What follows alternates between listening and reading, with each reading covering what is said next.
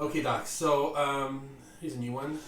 Dr. Wright, I was diagnosed with very low T, 121, early last year, and I've been on TRT for almost a year.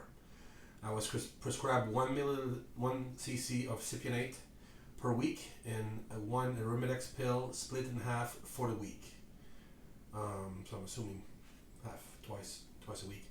I started to develop shortness of breath and was sent to a pulmonologist. He prescribed me 3 inhaler, Symbicort or Cort, albuterol, and Spiriva. Yeah. He told me not to worry, as this will pass, but no explanation other than maybe some tea got into my bloodstream, some testosterone. I did lower the dose to half a cc per week, and the shortness of breath isn't that intense as being on 1 cc. Any explanation would be grateful. Best regard, Michael. That one's going to make one of the weirdest questions yet on our list, I think. You ever heard anything like that? Not any airway. I mean, there's trend cough, which everyone knows. Yeah. When either when the excipients like benzyl alcohol, benzobenzoate, something like that they use, and when we're talking about trenbolone and the trend cough, I guess it comes really in the category, if you will, of the bootleg stuff. I'm not sure if they still make Phenojet, which was the old trenbolone acetate, or Parabolin, which was another ester of Phenojet. French. Yeah. But I don't remember there being a Phena cough back in the day, because they were mixing it with standard amounts of these preservatives and antibacterials as well, in normal amounts, if you will, which wouldn't cause a reaction. In other words, if you were to inject into, you did an aspirate and you hit a vein and it injected the testosterone into the bloodstream, and that may be what he's referring to, because the testosterone in the bloodstream would not be an issue. But one of the excipients, like I say, one of these preservatives, that could, within 60 seconds cause, because it goes to the lungs, Mm-hmm. it could cause an irritation there. It's really the bronchial passages that feel it and make you cough. So, I hear that more with bootleg stuff, because guys that make it in their bathtub. Yeah. Hey, let's throw in a baker's dozen, a little extra here, just to make sure we don't get anybody infected with anything. Because who knows? Because we didn't do it under a hood, and it's not in a pharmacy, et cetera, et cetera. And that's, by the way, why people get a mouse after an injection, because of that benzyl alcohol, benzyl benzoate, whatever it is.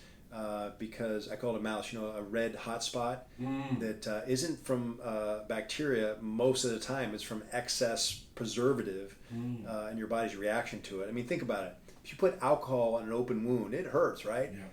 Well, you're injecting that into one spot in your body, so it can create an issue. It can actually create flu-like symptoms. Anyway,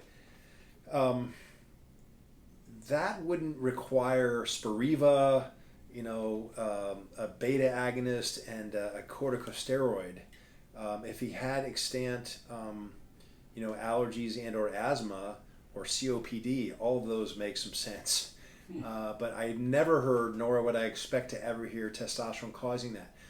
The fact that it was correlated, a reduction in testosterone use and a reduction in symptoms, well, correlation can get dicey. I've used that example about the sun rising and how I make that happen before, right? Haven't I? Correlation is dangerous, because I tell everyone I get up at the crack of dawn, right? So as I'm opening my eyes every morning, the sun's rising. You're welcome. Now you know what makes the sun rise, right? The correlation is very dicey for obvious reasons. So I'm not sure why he got the improvement in symptoms, although if for some reason the shortness of breath made him more anxious, then reducing the amount of testosterone, reduce the amount of energy that he could be using to feed that anxiety. I don't know the question. I'd love to ask him more questions. And that's the limitation of these sort of things. Is I can't flesh this out any better than I'm trying to by making some assumptions. But if it's within 60 seconds or less reaction and it lasts for 5 minutes, well, that has nothing to do with, or it wouldn't be treated by Spiriva, albuterol, and Symbicort. Mm-hmm.